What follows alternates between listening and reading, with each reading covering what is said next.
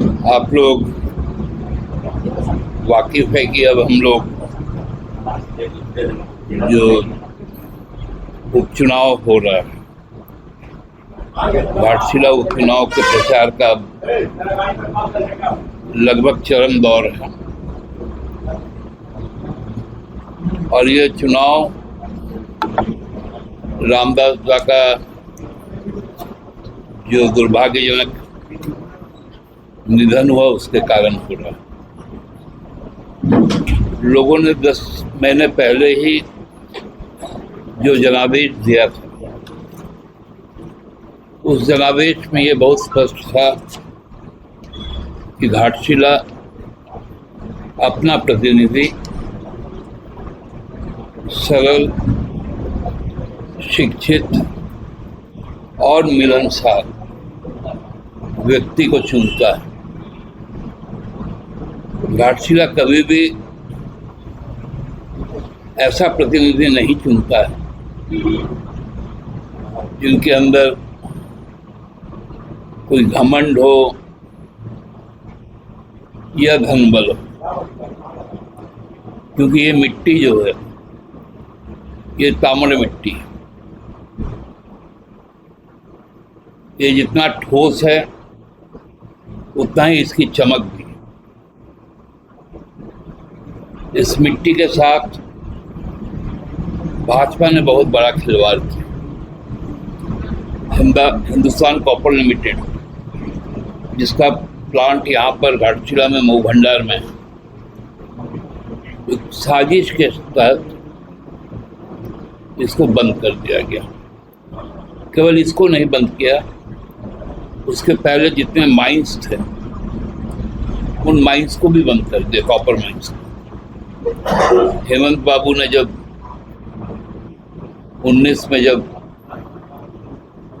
सरकार बनाई, 20-21 जब हम लोग कोरोना काल से फिर बाहर निकले, तो हम लोगों ने बहुत प्रयत्न करके 3 माइंस को शुरू करवाया। एक राठा माइंस, एक सुरबा माइंस और एक केंद्रादेव माइंस। लेकिन ये जो माइंस है, इसका जो प्रोडक्ट, ये प्रोडक्ट जो उसका जो अयस्क होता है, वो प्रोडक्ट HCL में परिष्कृत नहीं होता। पहले HCL अपने जब स्वर्णिम काल में था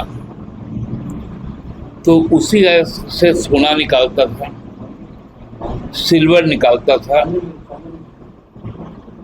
कॉपर निकालता था और भी कई धातुएं निकालता था। और देश का नंबर 1 क्वालिटी, जिसको 1 ग्रेड कहा जाता है, वो रहा।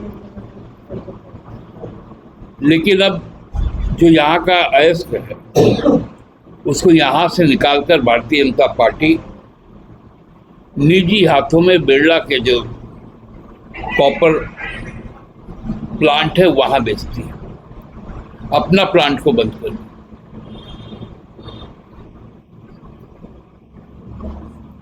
और ये ऐसा समस्या है यहाँ के जो जीविका के साथ जुड़ा हुआ था।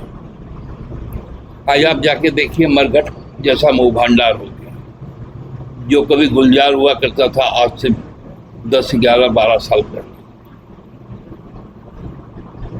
वैसे स्थिति में कभी भी भाजपा यह नहीं चाहती थी कि यहाँ के लोग, क्योंकि मूलतः यहाँ पर आदिवासी और मूलवासी ही निवास करते हैं,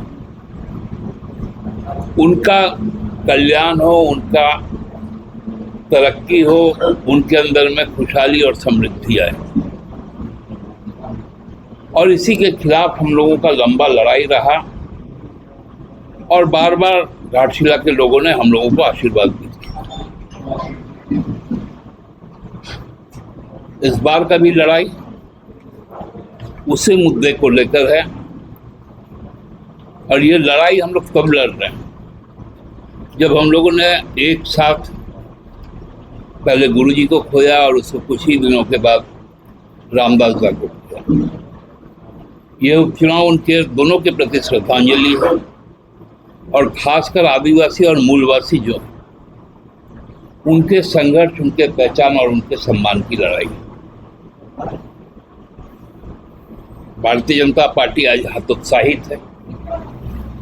पार्टी के अंदर आपस में ही विवाद है।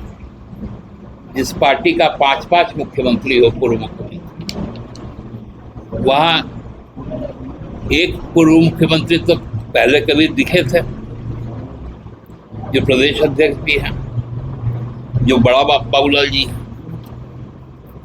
और एक पूर्व मुख्यमंत्री जिनकी पहचान झामुमो ने दी कोल्हान के क्षेत्र में। गुरुजी के आशीर्वाद से ही कई बार वो विधायक बने।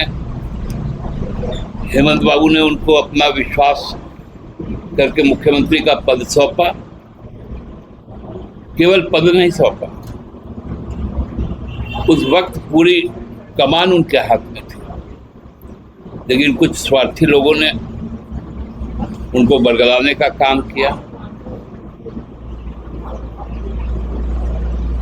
वो अब बड़ा बेचारे से हो गए, बोल रहे हैं कि मेरा अपमान हुआ। अरे जितना बड़ा सम्मान झारखंड मुक्ति मोर्चा ने चंपई सोरेन जी को दिया, गुरुजी ने अपना आशीर्वाद दिया, हेमंत जी ने अपना सर्वस्व त्याग किया, और उसके बाद हेमंत बाबू जब पुनः मुख्यमंत्री बने तो उनको फिर से मंत्रिमंडल में शामिल किया। और उसके बाद ऐसा कौन सा डील हुआ भारतीय जनता पार्टी के साथ, कौन सा खजाना उनके पास था कि वो झामुमो छोड़कर चले गए। तो जो झामुमो छोड़कर चला जाता है, झारखंडी जनमानस उनको छोड़ देता है, और वही चीज, उसकी पुनरावृत्ति यहाँ पर आपको 11 तारीख को देखने को मिलेगी। यहाँ के मूलवासी आदिवासी इस बात को जानते हैं कि उनकी आत्मसम्मान पर यदि कहीं कोई आघात होगा तो वो उसको बर्दाश्त नहीं करेगा, उसका बदला लेगा। और ये लड़ाई आदिवासी स्वाभिमान की, मूलवासी अभिमान की, और ये लड़ाई हम लोग जीतेंगे। और इस लड़ाई में हमारा कोई मुकाबला किसी से नहीं है। हमारा मुकाबला जनता के द्वारा जो आशीर्वाद होगा उससे राज्य को और भी ज़्यादा समृद्ध बनाना, और घाटशिला को जो रामदास गांव ने जो परिकल्पना की थी, उस परिकल्पना को मूर्त रूप देना है। यही मुख्य बातें थी जो आप लोगों के सामने रखे। लेकिन चंपाई सरन तो कह रहे हैं कि आपकी सरकार आदिवासी विरोधी सरकार है। यदि आदिवासी विरोधी हमारी सरकार होती तो चंपईदा कदापि मुख्यमंत्री नहीं बनते। इतना बड़ा मतलब भ्रामक बात वही कर सकता है जो आदिवासी कभी इतना भ्रामक बात नहीं कर सकता, वो तो सीधा बात करता है।